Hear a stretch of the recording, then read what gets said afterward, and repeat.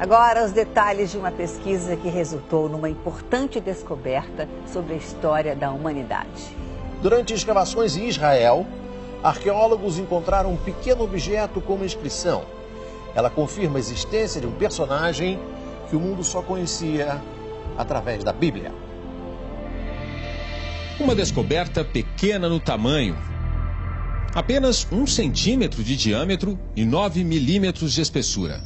Mas gigante no significado. É uma evidência de que a Bíblia tem seus fundamentos históricos reais, verdadeiros. Este é o selo de Ezequias. Análises comprovaram que o objeto tem cerca de 2.700 anos. Ele foi encontrado durante escavações num sítio arqueológico de Jerusalém, em Israel. Os pesquisadores trabalham há mais de 30 anos nas ruínas de Ofel, bairro no sul da cidade. Muito já foi revelado. Ainda é possível ver aqui restos de casas, praças, locais para oração, além de restos de muralhas com milhares de anos.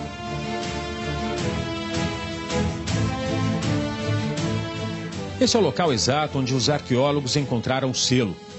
Essa estrutura foi construída pelo rei Salomão 1000 anos antes de Cristo e funcionava como um depósito real até a época de Ezequias. Aqui eram guardados água e vinho, que eram colocados nessas jarras ainda intactas. O selo real funcionava como um carimbo que garantia ao rei a propriedade de bens de consumo tão preciosos naquela época. Também conhecido como bula, esse tipo de selo era usado para autenticar e lacrar documentos escritos em papiro ou pergaminho, que, quando prontos, eram enrolados e amarrados com pequenas cordas. Só então eles recebiam a impressão do anel oficial. Outros exemplares de selos do rei Ezequias já eram conhecidos, mas haviam surgido no mercado negro de antiguidades, sem que ninguém soubesse a procedência. O achado confirma a existência de um dos reis mais antigos e famosos da história. O selo traz a seguinte inscrição em hebraico antigo: pertencente a Ezequias, filho de Acás, rei de Judá.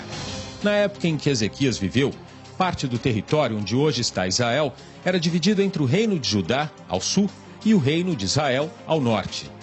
No livro de Reis, a Bíblia conta que no 3º ano de Oséias, filho de Elá, rei de Israel, começou a reinar Ezequias, filho de Acás, rei de Judá. A arqueóloga Eilat Mazar, da Universidade Hebraica de Jerusalém, foi a responsável pelas escavações. Ela explica que o fato do selo ter sido encontrado num sítio arqueológico garante a autenticidade e fortalece a tese de que o objeto é o mais próximo que podemos chegar de algo que esteve nas mãos do próprio rei.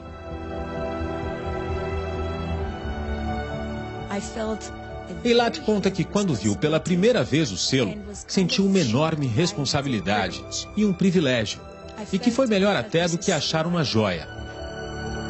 Ela explica: se tivessem encontrado uma coroa ou outro objeto usado por um rei, nunca saberiam a quem de fato pertenciam, pois as joias não trazem nomes, já um selo é uma assinatura.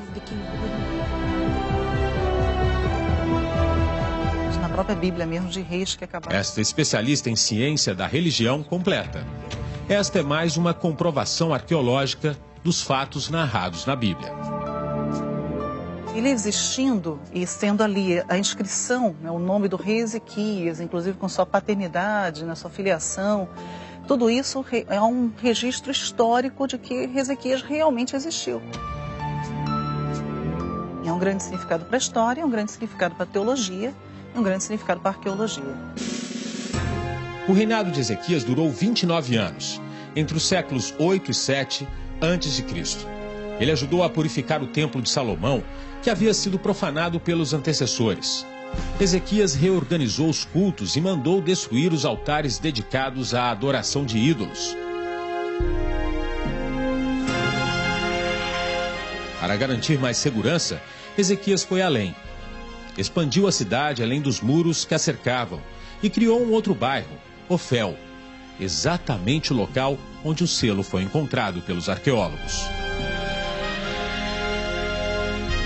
Há décadas que o rei Ezequias é um personagem presente na história da família dessa pesquisadora. Foi o avô dela, o arqueólogo Benjamin Mazar, o responsável pela descoberta do bairro de Ofel, em 1986.